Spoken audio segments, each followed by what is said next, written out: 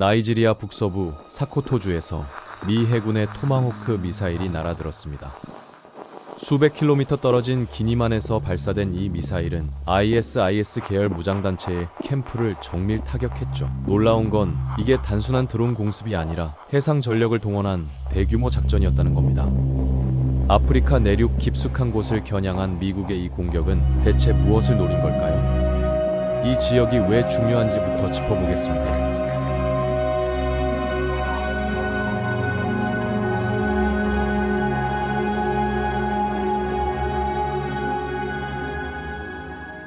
사코토주는 니제르와 국경을 맞대고 있는데 최근 몇 년간 말리와 니제르 같은 사해 지역에서 극단주의 세력이 남하하면서 나이지리아 북서부가 새로운 거점으로 떠올랐거든요. 여기서 활동하는 건 ISIS 사해 지부와 그들과 연계된 로컬 무장 조직 라카랄라인데, 이들은 단순한 테러 집단이 아니라 국경을 넘나들며 세력을 확장하는 조직화된 군사 세력입니다. 미국이 직접 개입한 이유도 바로 이 확산세를 막기 위해서였죠.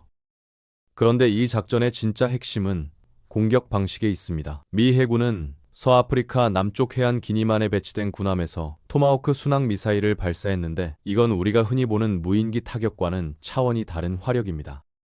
장거리 정밀 타격 무기를 동원했다는 건 목표물의 중요도가 상당했다는 뜻이고, 동시에 미국이 아프리카에서도 언제든 해상 전력만으로 내륙 깊숙이 타격할 수 있다는 걸 보여준 셈이죠. 미 아프리카 사령부가 주도한 이 작전은 나이지리아 정부의 승인과 정보 지원 아래 이뤄졌다고 양측 모두 공식 확인했습니다. 나이지리아의 분쟁 구조를 이해하려면 이 나라가 어떻게 나뉘어 있는지 봐야 합니다. 북부는 인구의 50에서 55%가 순위파 무슬림이고, 남부와 남동부는 45에서 35%가 기독교인이거든요. 보코하람이라는 이슬람 극단주의 무장단체는 주로 북동부 보르노주와 아다마와주를 근거지로 삼고 있는데, 이들은 ISIS 전략을 따라서 자기들 율법을 따르지 않는 사람은 무슬림이든 기독교인이든 가리지 않고 제거합니다. 아이러니하게도 희생자 대부분이 같은 무슬림 형제들이라는 게 더 비극적이죠. 보코하람의 거점을 살펴보면 이들이 얼마나 전략적으로 움직이는지 알 수 있습니다. 나이지리아 북동부와 차드호 주변 지역, 그러니까 나이지리아, 니제르, 차드, 카메룬 국경이 만나는 곳이 주요 활동 무대인데요. 가장 유명한 거점은 나이지리아의 산비사 숲입니다. 이 광활하고 접근하기 어려운 숲은 보코하람의 본부이자 훈련장 역할을 해왔고, 공격 계획을 세우고 전투원을 숨기는데 최적의 장소였거든요. 차드호 섬들도 중요한데 늪지대로 둘러싸인 이 섬들은 접근이 거의 불가능해서 무장단체들이 은신처로 쓰기 딱 좋았습니다. 여기가 병참 허브이자 보급 창고 역할을 하면서 국경을 넘나드는 인원과 물자 이동이 비교적 자유로웠죠. 나이지리아 카메룬 국경의 고아 언덕도 전략적 후퇴 지역으로 활용됩니다. 험준한 지형을 이용해서 보코하람은 캠프와 감시 초소를 운영하면서 정부군 작전을 피해왔거든요. 보르노주 발마 인근 지역은 지휘본부와 병참센터가 있어서 이 지역 전체의 작전을 조율하고 반군 활동을 유지하는 데 핵심적인 역할을 합니다. 그럼 나이지리아 정부는 왜 보코하람을 제압하지 못하는 걸까요? 이유는 여러 가지입니다. 우선 예산 부족과 인력 문제가 있고, 보코하람이 활동하는 곳이 숲과 늪지대 같은 접근하기 힘든 지형이라는 게 큰 장애물이죠. 나이지리아 군대는 낡은 장비, 부실한 훈련, 보급 문제로 효율성이 떨어지는 데다가 정보 수집도 어렵습니다. 보코하람은 게릴라 전술과 소규모 공격으로 탐지를 피하거든요. 게다가 북동부의 빈곤, 실업, 약한 통치 구조 때문에 보코하람이 쉽게 신병을 모집할 수 있고, 일부 지역사회는 부패와 과거 학대 때문에 정부군을 신뢰하지 않습니다. 국경을 넘나드는 작전에는 주변국들과의 협력이 필요한데 이게 느리고 주권 문제로 복잡해지죠. 정부군의 인권 침해와 학대 사례들이 대중의 신뢰를 무너뜨려서 지역사회 지원을 얻기도 힘든 상황입니다. 그렇다면 미국이라면 보코하람을 어떻게 공략할까요? 먼저 해상과 공중 우위를 확보합니다. 기니만의 항공모함, 구축함, 상륙함으로 구성된 해군 기동부대를 배치해서 공중 엄호를 제공하고 정밀 타격을 실행하며 필요한 곳에 신속하게 병력을 팔 준비를 갖추는 거죠. 다음은 정보 수집입니다. 위성, MQ-9 리퍼 같은 무인기, 신호 감청을 통해서 보코하람의 움직임, 거점, 통신을 24시간 감시하면서 지휘관들에게 실시간 전장 상황을 제공하거든요. 나이지리아와 주변국들과 긴밀히 협력해서 국경 보안을 조율하고 정보를 공유하며 합동 작전을 펼쳐서 보코하람 전투원들이 국경을 넘나들기 어렵게 만듭니다. 무기 측면에서는 토마호크 같은 순항 미사일을 해군 구축함과 잠수함에서 발사해서 보코하람의 주요 기지와 보급 창고를 제거하고, 동시에 F-355 같은 스텔스 전투기로 지휘 본부를 공습하면서 민간인 피해를 최소화하죠. 특수부대는 나이지리아 및 주변국 병력과 협력해서 정밀 급습 작전을 수행하고 보코하람 지도부를 제거하거나 생포하며 현지 군대 훈련을 지원해서 반군 진압 능력을 높입니다. 마지막으로 차두오 섬들과 산비사 숲 같은 험난한 지형에서 보코하람의 병참을 차단하는 게 핵심입니다. 보급로를 끊고 이동을 어렵게 만들면 조직이 크게 약화되거든요. 이런 다층적 접근은 미국의 첨단 군사 능력과 지역 협력을 결합해서 보코하람의 힘을 체계적으로 무너뜨리고 신병 모집을 줄이며 이 지역의 안정을 되찾는 전략입니다. 미국이 보코하람을 완전히 해체하려면 해병대와 지상군이 필요합니다. 전략은 해병대, 전차, 장갑차를 실은 함정을 해안 가까이 배치한 뒤 호버크래프트를 이용하는 건데요. 이 호버크래프트는 물, 해변, 험한 지형을 가리지 않고 이동하면서 전통적인 상륙정이나 항공기가 갈 수 없는 곳에 병력을 투입합니다.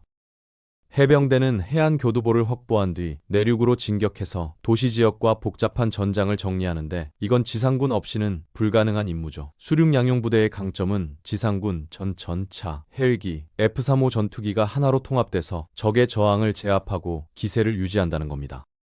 호버크래프트는 해안 장벽을 우회하고 항공 수송으로는 옮길 수 없는 중장비를 실어 나르면서 전술적 유연성을 더해주거든요. 적이 가장 예상하지 못하는 곳을 타격할 수 있다는 얘기죠.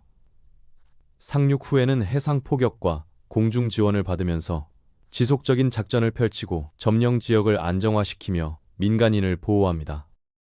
이들의 작전은 계획, 승선, 리허설, 이동, 신속한 행동이라는 체계적인 흐름을 따르면서 해상 전력을 지상 장악과 지속적인 영향력으로 전환시키죠. 항공모함이 하늘을 지배한다면 수륙 양용 함정은 바다에서 육지로의 간극을 메우면서 파괴적인 공습을 실제 통제와 지속 가능한 영향력으로 바꿉니다. 이런 결합된 능력이 있어야만 진정한 승리와 평화를 이룰 수 있는 겁니다.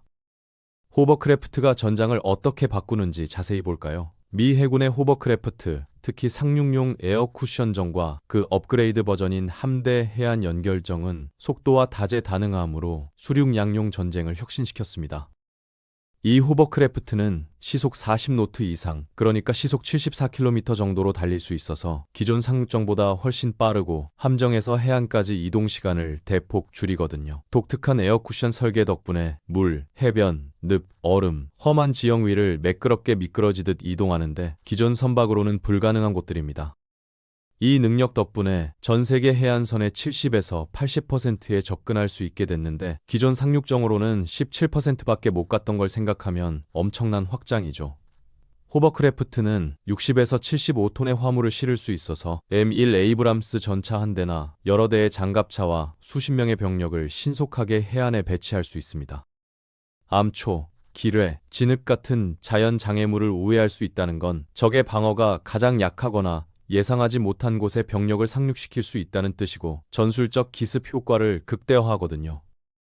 이런 속도와 지형 유연성 덕분에 호버크래프트는 수평선 넘어 고속 강습을 가능하게 합니다. 때로는 32km에서 80km 이상 떨어진 곳에서 배치되기도 하는데, 이렇게 하면 함정이 적 미사일 사정거리 밖에서 작전하면서 생존성이 크게 높아지죠. 호버크래프트를 이용한 작전은 해안에 빠르게 전투력을 구축하고 유지하면서 해상 포격과 공중 지원을 결합해서 기세를 유지하고 적이 반응하기 전에 압도하는 방식으로 전장을 바꿉니다. 드론 전쟁 시대에 와스프급 같은 거대한 함정, 떠다니는 공항은 새로운 취약성에 직면합니다. 2만 달러짜리 이란제 드론 하나도 이 플랫폼에 엄청난 피해를 줄 수 있거든요. 이런 위협에 대응하기 위해서 이 함정들은 모든 각도에서 오는 공격을 막도록 설계된 다층 방어 체계로 무장하고 있습니다. 함수와 함미에는 RIM-밴 16 롤링 에어프레임 미사일 발사기가 우현 상부 구조물 위로 솟아올라 있어서 명확한 시야와 신속한 요격 능력을 제공하죠.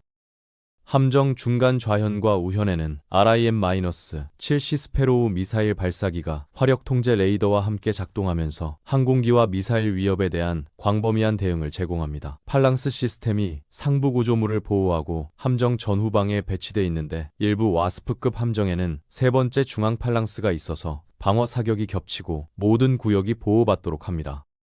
마크 38 기관총은 선체 가장자리와 모서리에 자리 잡고 있어서 높은 개방 갑판 마운트가 넓은 사격 범위를 제공하면서 모든 방향에서 접근하는 고속정이나 드론을 공격할 수 있죠.